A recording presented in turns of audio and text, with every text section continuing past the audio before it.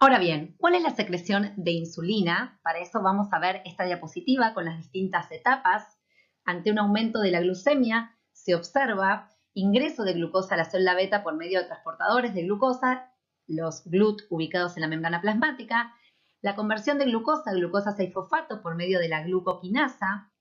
Esto va a generar piruvato y luego va a generar ATP de forma proporcional a la cantidad de glucosa que esté ingresando a la célula, y el aumento de ATP o de la relación ATP-ADP provoca el cierre de canales de potasio que son ATP sensibles. Se va a acumular potasio intracelular, lo que lleva a un aumento en el potencial de reposo de membrana con la despolarización, y este cambio va a generar la apertura de canales de calcio voltaje dependientes, observándose el ingreso de calcio en la célula. Este aumento intracelular de calcio va a generar la actividad del sistema microtubular, cotranslocación y liberación de los gránulos secretores, liberando la insulina almacenada.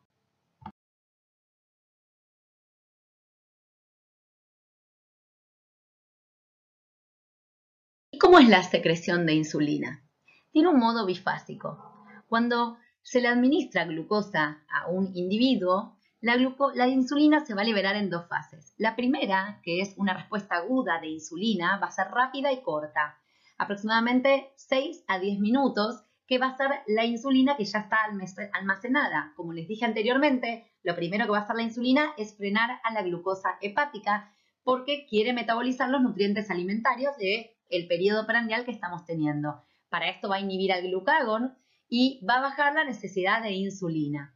La segunda fase, que es una fase más lenta y sostenida, va a durar aproximadamente 45-60 minutos y se va a elaborar insulina de acuerdo a los requerimientos que haya de glucosa. Estabiliza esta fase la glucemia mientras se absorben los nutrientes. Aquí la pueden observar cómo funcionan las dos fases, primera rápida y la segunda lenta. La secreción de insulina va a estar regulada por la interacción de sustratos, de sistema nervioso autónomo y de hormonas, ¿sí? Se considera al regulador principal de la secreción de insulina a la glucosa. Es lo que llamamos el estímulo iniciador y es el único iniciador relevante desde el punto de vista fisiológico. Hay otros considerados estímulos potenciadores que son secundarios y que requieren la presencia de glucosa. Aquí vemos como estímulo iniciador a la glucosa y luego los potenciadores, que son los ácidos grasos libres, los cuerpos cetónicos, los aminoácidos, el aumento de potasio, el estímulo beta-adrenérgico, la acetilcolina y enterohormonas como GLP-1 y GIP, que ahora vamos a ver, y también el glucagón. Como inhibición hacia la insulina, vamos a tener la misma hipoglucemia que ella va a provocar, la disminución de los ácidos grasos libres, la no oferta de cuerpos cetónicos y de aminoácidos en el plasma, la calemia baja, el sistema simpático y, claro, la somatostatina, que ya lo habíamos mencionado.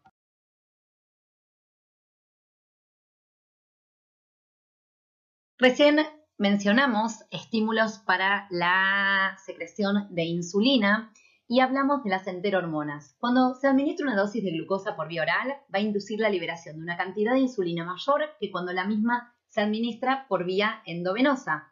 Y esto es a lo que denominamos el efecto incretina. Las llamadas incretinas están el péptido inhibidor gástrico, el péptido glucanoide 1, y son hormonas segregadas por el aparato digestivo en estímulo para la secreción. El estímulo para su secreción es el alimento.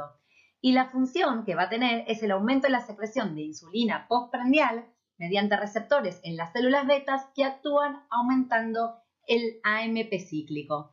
Y esto a su vez va a disminuir la producción de glucosa hepática.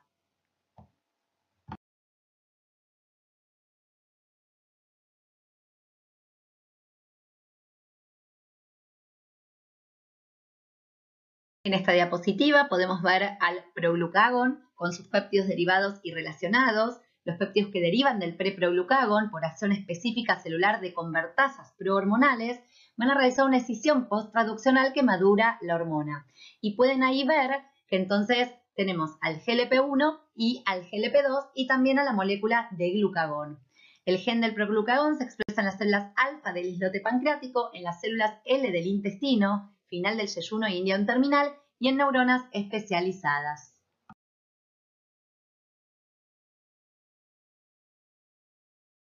Aquí podemos ver la biosíntesis y secreción de GLP-1 y de HIP, de células L de ilión, el proglucagón, y las células K de yeyuno, el propéptido inhibidor gástrico. El GLP-1 se va a liberar a pocos minutos de comer, lo que sugiere que su liberación se controla en forma indirecta por factores neurales y endocrinos.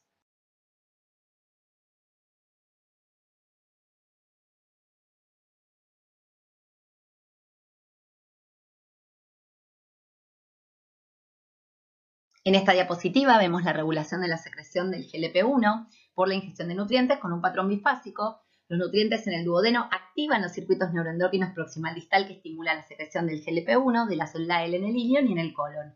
El HIP de las células K activan eferentes vagales y entéricos que van a liberar a acetilcolina y al péptido liberador de gastrina. Y los nutrientes en áreas distales estimulan directamente a las células L y la secreción de GLP-1. El primer pico neuroendocrino se dará en 15-30 minutos y el segundo pico, que es los nutrientes, de 90 a 120 minutos. Esto se puede incluso dar, se le da a los pacientes como medicación para poder fomentar la secreción de insulina y también como efecto que vamos a ver a continuación el descenso de peso.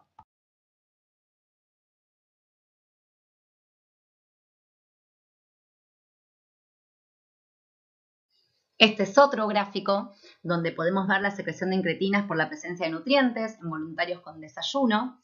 Fíjense que a los 30 minutos de comer, tanto en GLP-1 como en el HIP, en GLP-1 fue por 2 a 3 veces y en el HIP por 10 veces, en cantidades proporcionales a las calorías de la comida que está ingiriendo el voluntario.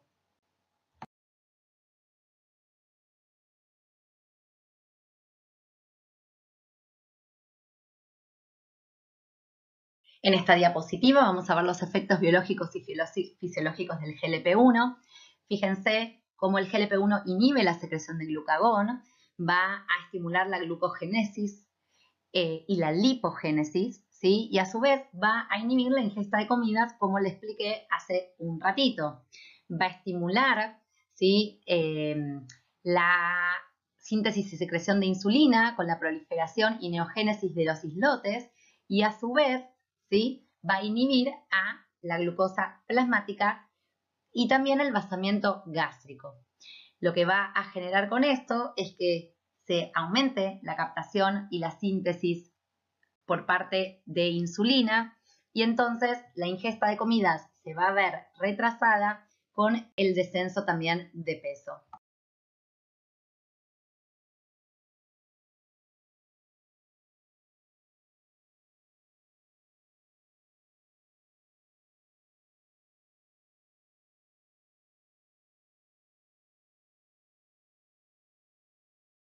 Otras acciones que encontramos del GLP-1 sobre múltiples órganos es a nivel cardiovascular, es cardioprotector, aumenta el rendimiento cardíaco y tiene una acción positiva, cronotópica e inotrópica.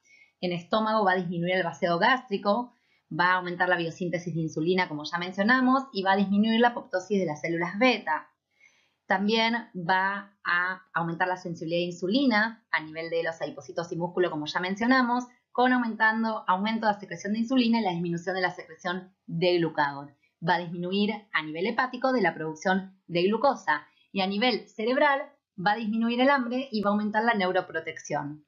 Entonces, todo esto ayuda a lo que es la enfermedad cardiovascular, a los pacientes con déficit de célula B y con hiperglucagonemia o defecto de la secreción de insulina, en la sobrealimentación y en la obesidad y también para los pacientes con hiperglucemia postprandial.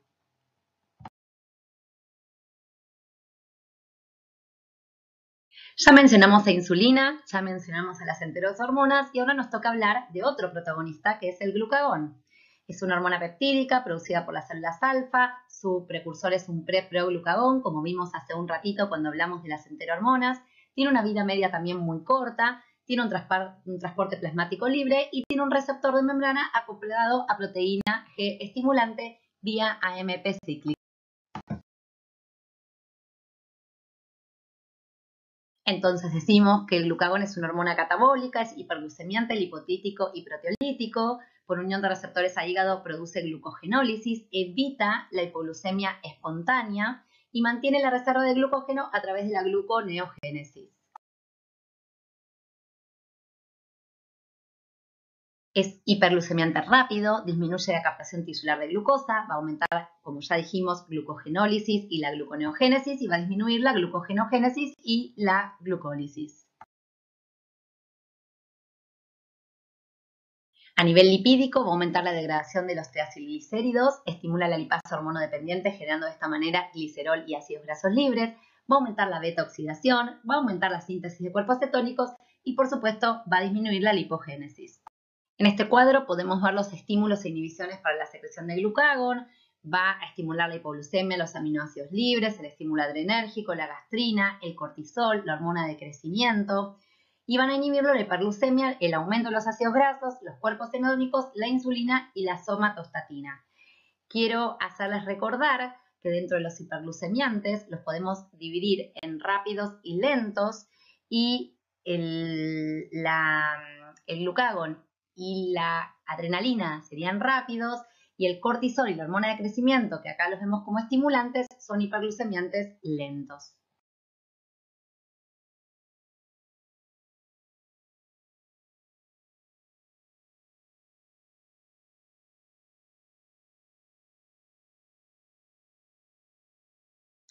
Bueno, esta diapositiva donde vemos la homeostasis por caída de la glucosa y actividad de insulina y glucagón es la que mejor representa cuál es el estímulo para la secreción de glucagón. Y acá lo vemos con disminución de la glucosa plasmática.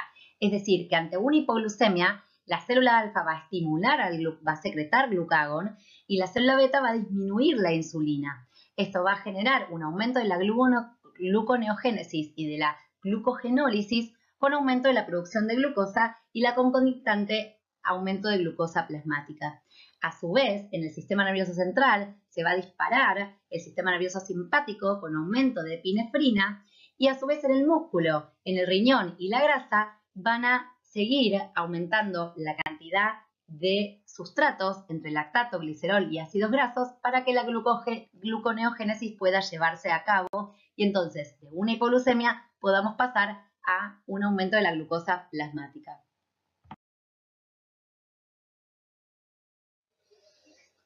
El polipéptido pancreático, otra de las hormonas del islote, es un polipéptido de 36 aminoácidos que es estimulado por la ingesta de proteínas y también por efecto parasimpático vagal.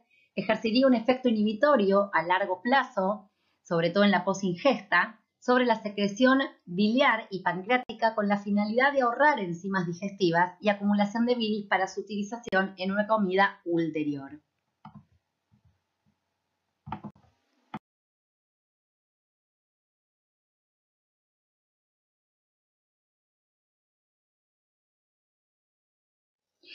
Somatostatina, producida por las células del islote delta, es una hormona peptídica que está presente en múltiples tejidos, no solamente en páncreas, la podemos encontrar también como la gran inhibidora a nivel hipotalámico, y tiene un receptor acoplado a proteína G inhibitoria. Va a circular libre en plasma y también la podemos encontrar secretada por células intestinales.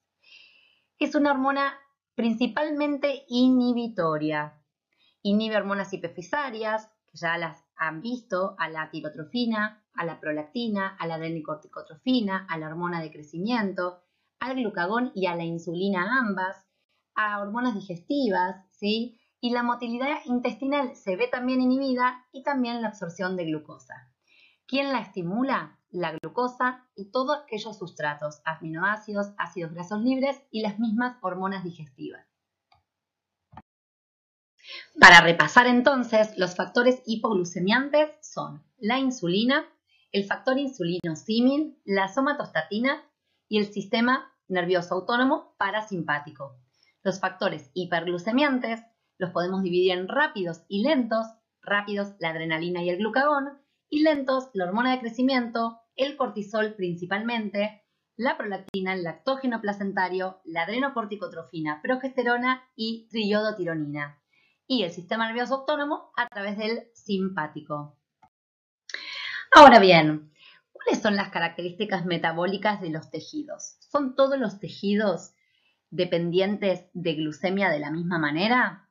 No, claro que no. El hígado, diríamos que es el órgano más noble y más generoso, que se ocupa primero del resto y luego de sí mismo. Como combustible va a usar ácidos grasos y alfa-cetoácidos, ¿sí? No utiliza en general glucosa ni cetonas, y es el sitio principal de síntesis de ácidos grasos y de triglicéridos. ¿Qué pasa con los glóbulos rojos? Los glóbulos rojos utilizan solo glucosa a través del ciclo de Cori. El tejido adiposo va a utilizar ácidos grasos, toma los ácidos grasos sintetizados en el hígado para formar los triglicéridos, pero necesita glucosa para obtener glicerol trifosfato para los triglicéridos. ¿Qué pasa con el músculo? Usa glucosa, usa ácidos grasos y usa cuerpos cetónicos. Es el sitio de degradación de proteínas y formación de los aminoácidos ramificados. ¿Qué pasa en el cerebro? El cerebro, sin depender de insulina, va a usar glucosa, que oxida a dióxido de carbono. En ausencia de glucosa, puede usar cuerpos cetónicos, ¿sí? Porque los ácidos grasos no, por la barrera hematoencefálica. ¿Y qué pasa a nivel renal? El riñón utiliza tanto glucosa como ácidos grasos y cuerpos cetónicos. Tiene gluconeogénesis activa en ayunas y consume energía en el proceso de reabsorción, a diferencia del hígado.